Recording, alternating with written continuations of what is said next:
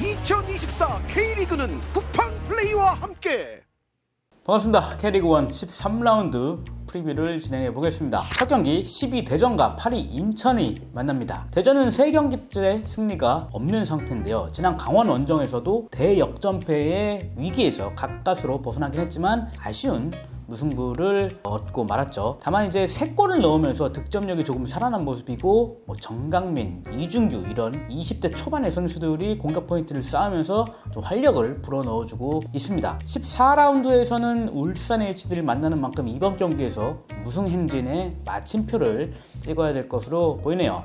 지난 경기 때 이제 중원의 핵심이죠. 이순민 선수가 8경기 만에 복귀를 하면서 힘이 될 것 같고요. 반면 인천도 2경기째 승리가 없는 상황입니다. 지난 라운드 홈에서 FC서울에 1대2로 역전패를 당하면서 분위기가 좀 많이 다운이 됐고요. 무엇보다도 전술의 핵 제루소 선수가 퇴장당한 것이 굉장히 뼈아픈 상황입니다. 패배도 패배인데 이제 물병 투척 사건으로 분위기가 좀 어수선하죠. 촬영일 기준 오늘 16일 오늘 오후에 연맹의 이제 상벌위가 열린다고 하는데 어떤 결과가 나올지 지켜봐야 될 것 같습니다. 결과에 따라서 선수단도 영향이 좀 있지 않을까 이런 생각도 들고요. 다만 역대 전적에선 대전에 매우 강했던 인천입니다. 통산 24승 7무 5패, 최근 10경기에서도 8승 1무 1패로 압도적인 모습을 보여주고 있고요. 올 시즌도 2대0으로 첫 경기에서 승리를 거뒀습니다. 제 예상은 인천의 1대0 승리를 예측해 보겠습니다. 지난 서울전에서도 10명이 싸울 때 보여줬던 그 응집력 이런 것들이 좀 대단해 보였고, 그리고 또 이제 분위기 타개를 위해서 좀 더 뭉치는 힘이 더 강해지지 않을까. 저는 1대2 대전승 생각했습니다. 이순민이 지난 경기에서는 교체 출전을 했는데 이번 경기에서는 선발 출전을 하지 않을까라고 생각을 하면서 무승부입니다. 1대1 아니면 2대2 무승부인데 연맹의 징계가 어떻게 나올지 모르겠지만 그 지난 라운드에 그 여파가 좀 있을 것 같습니다. 인천. 그래도 그 공격력 자체는 무시할 수 없기 때문에 득점은 성공할 수 있을 것 같고, 대전도 득점은 성공하지만 이제 그 광원전을 봤을 때 후반에 많이 무너지는 모습을 보여줬단 말이죠. 그래서 좀 무너질 수도 있을 것 같아서. 좋습니다. 다음 경기 넘어가 볼게요. 선두권 경쟁을 이어가는 김천이 중위권 도약을 노리는 제주를 홈으로 불러드립니다. 김천은 7경기 무패 행진을 달리고 있지만 최근 3경기 모두 무승부에 그치면서 선두 포항과 한 게임 차로 벌어졌죠. 그래도 시즌 전에 예상했던 순위에 비해서는 압도적으로 지금 좋은 모습을 보여주고 있습니다. 지난 라운드 울산과의 맞대결에서도 실점하면 계속 따라가고 또 실점하면 따라가는 그런 저력까지 보여줬던 김천 상무입니다. 또 김대원이나 박승욱, 서민우 이런 6.5기 이런 선수들이 이제 팀에 완전히 자리 잡은 모습으로 팀의 핵심이 되어가고 있죠. 제주는 올 시즌 좀 속 시원한 행보를 보여주지 못하고 있죠. 다만 4연패 뒤에 대구를 잡고 포항 원정에서 극장골을 터뜨리면서 승점 1점을 챙긴 것이 분위기를 끌어올리는데 굉장히 도움이 됐을 것 같습니다. 악몽 같았던 4연패의 시작이 김천전이었던 것만큼 이번에는 꼭 서력을 하겠다는 각오로 나섰을 것으로 보이고요. 당시 경기에서 이제 유효 슈팅이 2개밖에 없을 정도로 굉장히 졸전을 펼쳤고, 예상은 그래도 흐름이 좋은 김천이 한 2대1 정도로 이기지 않을까 그렇게 생각을 해보겠습니다. 저도 김천이 2대0으로 이길 것 같다고 생각했는데요. 김대원이 알아보니까 이번 경기까지 득점하면 3경기 연속 득점하는 거라고 하더라고요. 그래서 좋은 활약을 해주었으면 좋겠다라는 생각에서 김천이 이길 것으로 예상했습니다. 김천은 이제 월등한 선수들이 너무 많잖아요, 사실. 서민우라든지 김대원이라든지, 그리고 제주를 가장 잘 알고 있는 김봉수 센터백으로 출전할 것이고, 그래서 저는 김천이 2대1로 이길 것 같습니다. 다음은 많은 관중이 몰릴 것으로 예상되는 서울과 대구의 맞대결입니다. 서울은 지난 인천전 2대1 역전승을 거두면서 기사회생했고요. 다만 이기긴 했지만 경기력이 크게 좋진 않으면서 김기동 감독님도 만족스럽지 않다고 표현을 했죠. 또 김주성이 빠진 가운데에서도 그 권한규의 활약으로 수비는 그래도 좀 잘 막아내고 있는데 공격이 좀 아쉽습니다. 뭔가 지금 또 공격진들끼리 선발이 좀 더 맞으면서 좀 빠르고 좀 이렇게 자연스러운 그런 공격 전개가 그렇게 기대만큼 나오지 않고 있는 상황인 것 같고요. 김기동 감독님은 인천전을 앞두고 기자들과 만난 자리에서 이제 링가드가 이날 대구전 복귀를 지금 할 수 있다, 출전할 수 있다라고 예고를 했었거든요. 그래서 굉장히 많은 관중이 또 예상이 되고요. 다만 이제 서울이 홈에서 많은 관중이 몰릴 때 승리하지 못했던 경기들이 지금 몇 차례 있거든요. 참고로 이제 인천전 2라운드였죠. 홈에서 51,670명 왔는데 비겼고, 그다음에 뭐 포항이랑 할 때, 전북이랑 할 때 이제 연패를 할 때도 한 28,000, 29,000씩 왔거든요. 그때도 이제 승리하지 못했고, 울산전 52,600명 왔는데 패했고, 그리고 좀 많은 관중 몰렸을 때 홈에서 지금 뭐 시원한 승리를 거두지 못해서 그런 징크스를 좀 더 떨쳐낼 수 있는 기회로 생각이 또 듭니다. 대구는 박창현 감독님 부임 이후에 이제 첫 승을 거뒀죠. 경기 스타일도 좀 많이 달라지고, 무엇보다 세징야나 에드가 이런 선수들 복귀가 큰 힘이 되고 있어요. 특히 세징야는 지난 경기에서 복귀해갖고 K리그 통산 6번째로 60 클럽에 가입을 했죠. 그리고 지난 광주전 지난 경기에서 박용희, 정재상, 세징야 이제 공격 일선 선수들이 모두 골맛을 보면서 좀 흐름을 많이 탔다고 볼 수가 있겠고요. 박창현 감독님은 젊은 선수들에게 기회를 주면서 팀의 활력을 좀 많이 이끌어내고 있고, 세징야나 에드가 등 이제 베테랑 선수들이 또 잘 이끌면서 또 시너지를 내주고 있습니다. 다만 이날 경기는 홍철이 경고 누적으로 빠진 공백을 어떻게 메울까, 그게 또 관건인데, 사실 이 또 왼쪽 측면 대구 입장에서 이 부분이 또 굉장히 좀 어려운 부분이 아닐까, 이렇게 지금 예상이 됩니다. 양 팀의 최근 10경기 3승 3무 3패로 굉장히 팽팽했고, 올 시즌 첫 맞대결도 0대0 대구에서 무승부를 거뒀었죠. 예상은 쉽지 않았습니다. 대구가 또 갑자기 확 올라오는 지금 상황이라, 그래도 이제 또 홈팬들이 많이 온다니까 한 1대0 정도로 한 골차 좀 어렵게 또 서울 승리하지 않을까 생각을 해봤습니다. 저는 대구의 1대0 승리를 예상했습니다. 예전에 프리뷰하면서 세징야는 많이 늙었다, 이제 노쇠하다 라고 말씀을 드렸었는데, 세징야는 여전히 노쇠한 건 맞습니다. 근데 박찬현 감독이 그걸 어떻게 메우냐면 박용희와 정재상의 활동력으로 그걸 메우더라고요.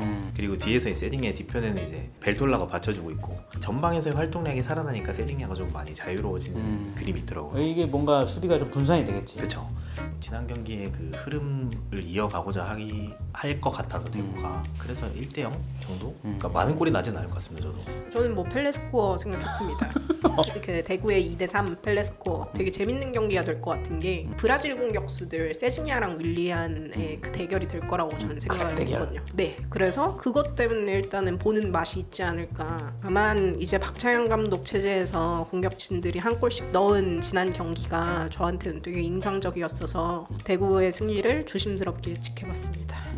다음 경기는 올 시즌 기대 이상 선전 중인 강원FC와 주중에 광주 원정에서 패하고 좀 주춤했던 울산의 만남입니다. 강원은 이제 지난 라운드 대전과의 홈 경기에서 아쉽게 승점 1점에 그쳤거든요. 2대0으로 지다가 3대2 뒤집었는데 막판에 한 골 먹으면서 비겼고, 순위표도 이제 한 단계 내려온 지금 5위에 지금 마크되어 있습니다. 주춤했던 이 상황과 야구가 터진 것은 고무적이고요. 올 시즌 이제 첫 맞대결에서 울산 원정 가서 4대0으로 대패했거든요. 그렇지만 그날 뭐 이제 공격적으로 맞불을 놓았기 때문에 그렇기 때문에 윤정환 감독님이 어떤 전술을 들고 나올지가 좀 관전 포인트라고 볼 수 있습니다. 지난 시즌에도 이제 홈에서 울산을 한 11년 만인가 2012년 이후로 처음 잡았던 경기가 8월달에 있었거든요. 작년 시즌에 그 기억을 되살린다면은 스타일을 좀 바꿔서 좀 수비적으로 중점을 두고 또 역습으로 나올 수 있다는 생각도 들고, 그리고 또 11라운드 어린이날에 수원FC 원정 가서 좀 더 이제 수비에 좀 치중하면서 역습 노리는 그런 경기로 또 재미를 봤던 기억이 있기 때문에 또 이날만큼은 조금 좀 다른 스타일의 컨셉을 갖고 나오지 않을까, 그런 생각도 해봅니다. 또 이기혁을 센터백으로 놓고 초반에 좀 재미를 많이 봤는데, 또 김영빈이 복귀를 하면서 이기혁의 위치가 좀 올라갔어요. 다만 이제 김영빈이 복귀하고 나서 컨디션이 완벽하게 보이진 않은 상황이고, 그리고 대전전 그 막판에 페널티킥 내준 게 또 김영빈의 그런 파울로 인해서 내주기도 했기 때문에 모르겠습니다. 윤정 감독님이 이기혁을 어떻게 쓸지 좀 머리가 복잡해하는 그런 상황일 수도 있고요. 울산은 5연승을 달리다가 12라운드 김천과 비기고 광주에 패하면서 좀 주춤하는 상황인데, 일각에서는 이동경의 빈자리 때문이 아니냐 이런 이야기도 있지만 꼭 그런 것만은 아닌 것 같고, 저는 좀 오히려 설명우의 빈자리가 조금 느껴지더라고요. 광주전에서도 이제 2실점 했는데 그것도 이제 뭐 울산 기준으로 오른쪽 측면에서 구멍이 생기면서 그 중앙에서 또 실점을 하게 됐잖아요. 측면에서의 좀 공백이 느껴졌던 최근의 울산입니다. 통산 전적은 압도적으로 울산이 우세합니다. 무려 27승 5무 3패. 그리고 최근 10경기도 8승 1무 1패로 압도적인 상황인데 강원이 사실 뭐 어떻게 나오냐에 따라서도 좀 달라질 것 같습니다. 뭐 첫 경기처럼 뭐 정면 승부한다면은 울산이 유리할 것 같고 또 수비적으로 또 많이 내려서고 뭐 역습을 노린다면은 뭐 무승부 정도 예측이 되는데 모르겠습니다. 최근에 또 강원이 실점도 많고 그렇기 때문에 이번 경기 울산이 한 2대1 정도로 승리하지 않을까. 또 울산에게 또 연패는 또 없지 않을까. 저는 무승부를 생각했습니다. 2대2. 강원과 대전 경기에서 전반 2실점을 따라잡는 모습이 강원한테는 되게 반전 매력으로 저는 작용을 했다고 보거든요. 근데 울산은 K리그 강자지만 주중 수년 경기로 인해 체력이 고갈되었을 걸로 보여서 승자 없이 무승부가 날 것 같습니다. 저는 강원이 이길 것 같습니다. 2대0. 일단 그 원정에 대한 부담이 있죠. 확실히 울산은. 피로가 누적이 될 수밖에 없습니다. 광주 갔다가 바로 강원을 가도 그것도 힘들 것이고 울산 들렀다가 강원을 가도 힘들 것이고 의도적으로 홍명보 감독이 강원전을 대비해서 이명재랑 윤일록을 안 썼단 말이죠.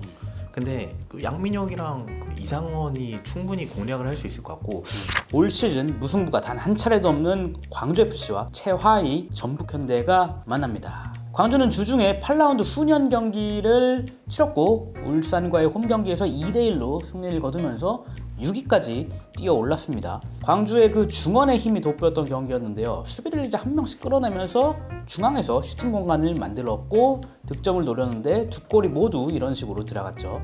지난 맞대결에서는 추가 시간 실점을 하면서 2대1 패배를 당했죠. 이 경기의 패배를 이번 맞대결에서 수력하겠다는 각오로 나올 것으로 보이네요. 전북은 지난 라운드 홈에서 수원FC에 2대0으로 앞서다 2대3으로 역전패를 당했죠.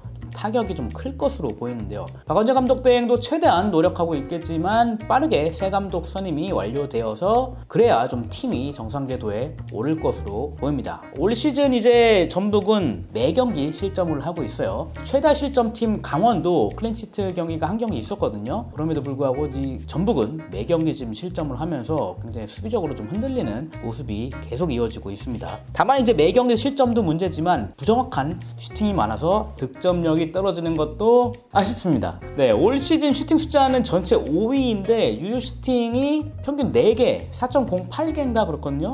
4개를 간신히 넘을 정도로 좀 낮고 최하위를 달리고 있습니다. 역대 전적은 전북이 압도하고 있습니다. 최근 10경기에서 8승 1무 1패로 굉장히 강한 모습을 보여주고 있고요. 다만 이 경기는 보아탱 선수가 퇴장 징계로 나오지 못합니다. 뭐 경기를 예상해 본다면 양 팀이 뭐 최근에 맞붙었으면 한 두세 골은 났었거든요. 뭐 광주도 사실 좀 들쭉날쭉한 모습이 올 시즌 있고 전북도 최하위에서 벗어나야 되는 상황이기 때문에 뭐 총력전 끝에 1대1이나 2대2 정도로 무승부 경기가 나오지 않을까. 올 시즌 광주의 첫 무승부 경기가 나오지 않을까 예상을 해보겠습니다. 저는 광주의 2대0 승리 생각하겠습니다. 어제 이정현 감독이 안영규를 선발해서 제외시키면서 전북전을 준비하는 모습을 좀 보여준 것 같거든요.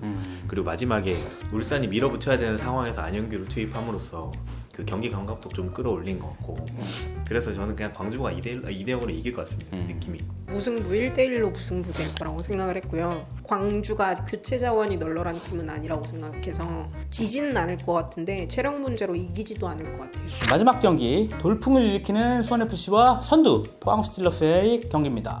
수원FC는 올 시즌 좀 제가 볼 때는 좀 도깨비 팀 같아요. 12경기에서 5승이나 거뒀는데 득점은 또 14골밖에 안 돼서 경기당 한 골이 좀 겨우 넘는 그런 지금 상황이고 실점은 또 18골 그래갖고 골득실이 마이너스 4인데 또 순위는 4위야. 또 슈팅 숫자는 경기당 12개로 울산과 또 1위.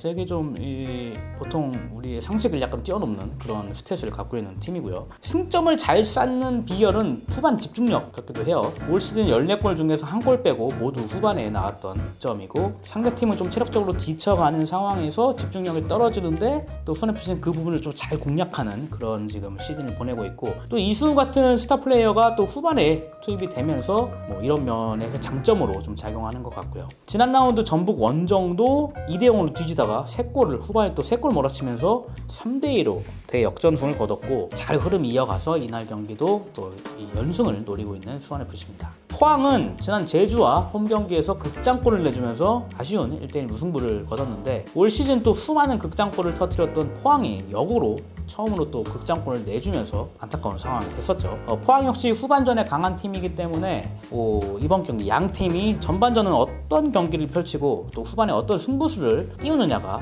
관전 포인트이자 관건일 것 같습니다. 지난 경기는 1대1 무승부를 펼쳤고요. 예상은 포항이 2대0으로 승리를 한답니다. 포항은 유일하게 지금 리그에서 한 자릿수 실점만 하는 팀이기 때문에 수비가 또 강하다는 그런 측면에서 무실점 경기를 예측해봤습니다. 저는 원래 수원FC가 이긴다고 했다가 포항으로 바꿨거든요. 포항이 처음에 질 거라고 생각한 이유는 제주전을 보면 한 골 넣고 완전 실리적으로 운영을 하는 게 보이고 선수들이 공을 설렁설렁 찹니다. 근데 이거는 제가 그 박태하 감독님 진짜 화나는 포인트거든요. 그래서 이거를 좀 잡고 나오시지 않았을까. 수원FC가 지난 경기에 잘하긴 했는데 사실 그건 수적 우위에서 오는 결과였다고 생각을 해서 저는 2대1 수원FC의 승리를 예상을 했는데요. 현재 1위 포항이지만 수원FC가 전북전 경기를 완전히 뒤집어 놨잖아요. 그 저력에 감탄해서 좋게 말하면 자이언트 킬링, 나쁘게 말하면 역배 한번 해봤습니다. 13라운드도 굉장히 재밌는 또 6경기 K리그 1 6경기가 또 펼쳐지기 때문에 또 날씨도 좋은 요즘 또 경기장도 많이 찾아주시고 또 중계로 또 TV로 쿠팡 플레이로 또 다 보실 수도 있고 댓글로 좀 달아주세요. 이제 승리가 어떤 팀이 할 것인지 그런 예측들 그런 걸 좀 댓글로 달아주시면 좋을 것 같고 저희는 그러면 리뷰 시간에 찾아오겠습니다. 감사합니다. 이번 주 리뷰 없지 않나요? 없습니다.